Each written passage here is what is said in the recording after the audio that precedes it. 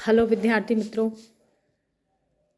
आपका मेरे चैनल निराला क्लासेस में स्वागत है। मैं डॉक्टर प्रीति सक्सेना और आज हम बात करेंगे बीए पार्ट सेकंड का जो हिंदी साहित्य का पेपर है, सेकंड पेपर। उसमें 7 एकांकी नाम से एक किताब लगी हुई है जिसमें एकांकियाँ हैं 7। उनमें से एक एकांकी है विश्वकन्या और गोविंद बल्लभ पंत के द्वारा लिखी हुई है ये एकांकी। उसी के बारे में बात कर रहे हैं आज। पुरानी पीढ़ी के एकांकीकार माने जाते हैं गोविंद बल्लभ पंत, और 10वीं कक्षा पास करी उन्होंने और उसके बाद वो काशी में आ गए और वहाँ पर हिंदू कॉलेज में उन्होंने प्रवेश लिया और वहाँ से ही वो असहयोग आंदोलन में जुड़े। और इसके बाद उन्होंने नाटक लिखे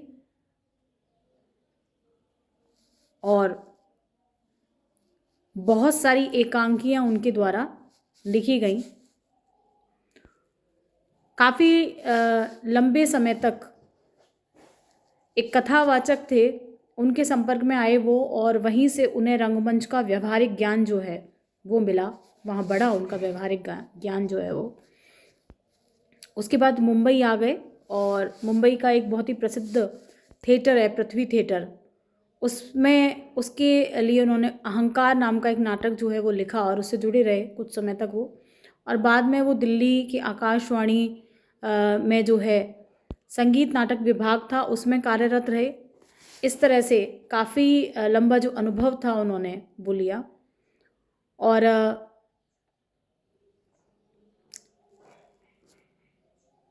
जयशंकर प्रसाद के भी संपर्क में रहे वो, और उन्हीं की प्रेरणा से उन्होंने आरती नाम का एक काव्य संग्रह वो लिखा, प्रकाशित हुआ वो। इसके अलावा एकादशी, सांध्य प्रदीप और ये संग्रह हैं उनके एकांकी संग्रह।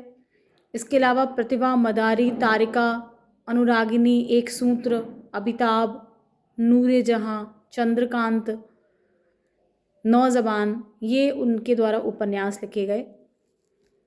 तो एक बहुत ही प्रसिद्ध ख्याति प्राप्त प्राचीन पीढ़ी के नाटककार माने जाते हैं। उनके जो नाटक हैं उसका जो मूल कथ्य है या मूल भाव है वो मानवीय मनोभावों का बहुत ही सूक्ष्म अभिव्यक्तिकरण करना है, सूक्ष्म चित्रण करना उनका रहा है।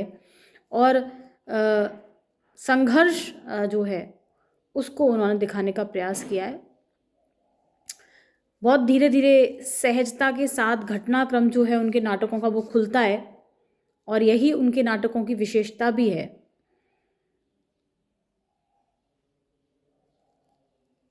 जीवन के व्यापक स्वरूप को अभिव्यक्त करने का प्रयास किया गया है उनके द्वारा। कई प्रसिद्ध उनके नाटक भी हैं,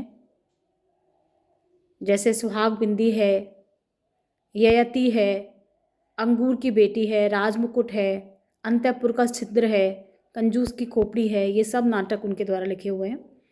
और जो एकांकी आपके सिलेबस में लगी हुई है, अगर उसकी बात करें तो वो एक ऐतिहासिक एकांकी है, नाम से स्पष्ट है, विश्वकन्या। अब तो विश्वकन्या देखने के लिए नहीं मिलती हैं, लेकिन पुराने प्राचीन काल में जब कोई राजा प्रत्यक्ष रूप से अपने विरोधी जो राजा था उससे प्रतिशोध नहीं ले पाता था तो वो अपने राजनीतिक प्रतिशोध के लिए विश्वकन्याओं का सहारा लेता था।